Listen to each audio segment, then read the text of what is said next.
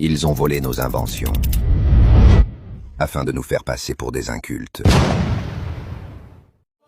Ils t'ont fait croire que l'Afrique n'avait rien inventé. Mais si je te disais que les mathématiques, la médecine et l'astronomie sont nés chez nous, tu penses que je délire? Alors écoute ça. Nous sommes en Égypte antique, 3000 ans avant Jésus-Christ. Imhotep, un homme noir, révolutionne la médecine. Il pratique des chirurgies complexes, traite les fractures, connaît l'anatomie humaine. 2000 ans plus tard, les Grecs l'appellent encore le père de la médecine. Mais dans tes livres d'école, qui est le père de la médecine? Hippocrate, un grec blanc. Étrange, non? Même époque. Au Soudan, les pyramides de Méroé s'élèvent vers le ciel. Plus de 200 pyramides, plus anciennes et plus nombreuses que celles d'Égypte. Mais ça, on ne te l'enseigne pas. Direction le Mali, université de Tombouctou, 12e siècle.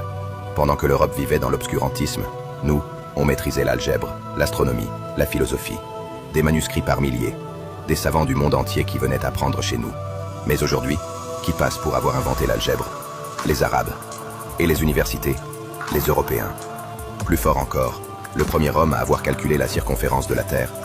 Ératosthène, un Égyptien, noir, comme ses prédécesseurs.